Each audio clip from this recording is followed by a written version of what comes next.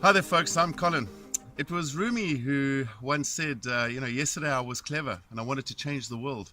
And today I'm wise. I will change myself. And I think that's sort of the theme for this month's chat. And over the next 10 minutes, I'm going to be sharing with you some ideas around self-regulation, self-management. I find it and I can only speak for myself, how often I was so busy trying to fix everything in the environment.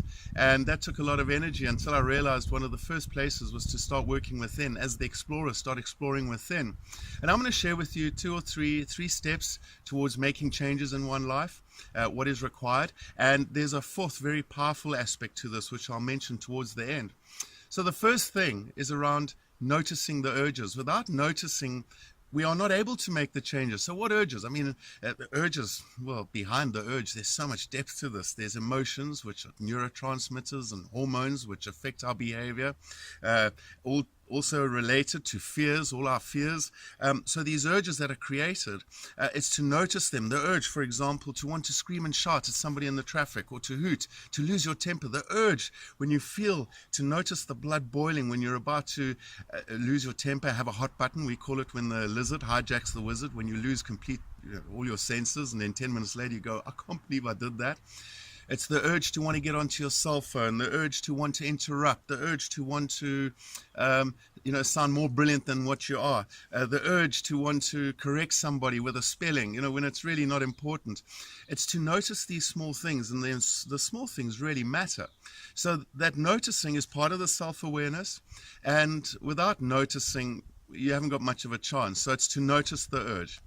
The second step is to become curious. Curiosity, I think this is the most important aspect of making any changes, because when we become curious, we start using our mind to ask questions. And just by asking that question, we give ourselves that space. And I think it was Stephen Covey who said, between stimulus and response, there is a very small gap.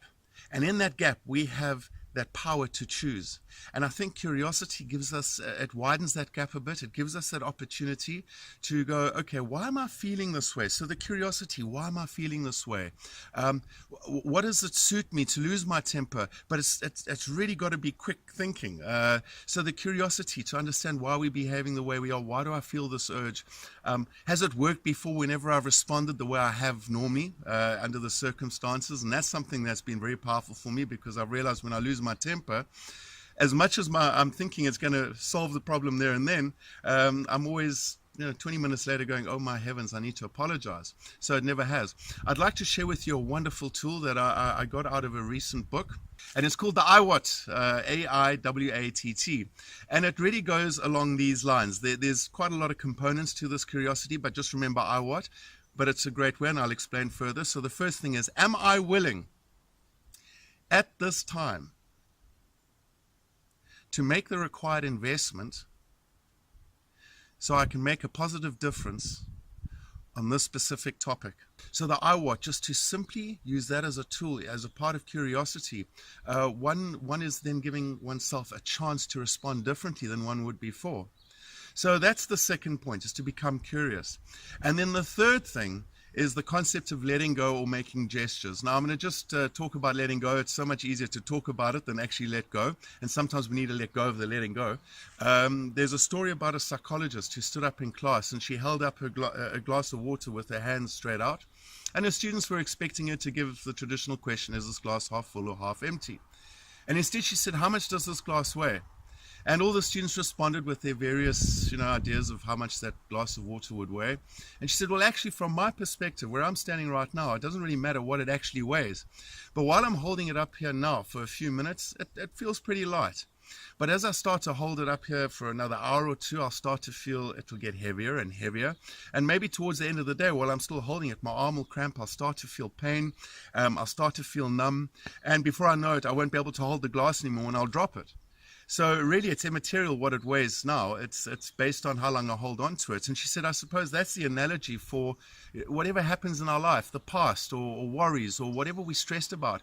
If we hold on to it for a short time, that doesn't feel very heavy. But the more we think about it, the more we worry about it, the more we get angry about it, it starts to become heavier and heavier and weighs heavier on us.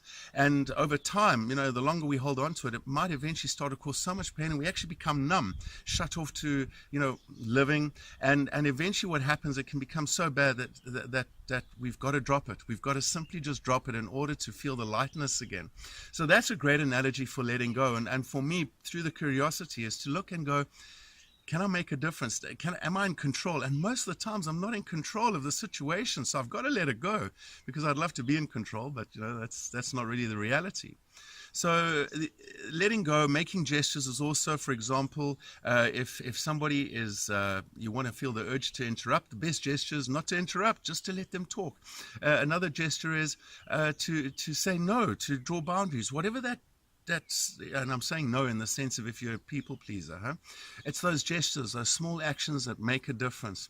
The concept of the flap of the wings of a butterfly can change the weather pattern on a continent. I think very important with gestures. Behind all of these is the concept of willpower. Why would you want to make the change? And I think that is something that is so important. We've spoken about it in the whys. Why would you do anything? For some people, the whys can be a spiritual concept. For others, it could be a health crisis that's forcing them to make changes. For others, it's something's happened in their life that's collapsed, a divorce, whatever the case is. That why is very important. Why would you want to make the change? And I think whatever you do, find that why for yourself, find that purpose, and that fuels the energy required to make the change, to notice the urge, to be curious, the willpower to be curious, and at the same time, the willpower and the energy to make the changes. So those are just some thoughts, folks. There's always lots more behind all of this. Maybe through the year we'll talk more about them. But until we chat again, take care and stay aware.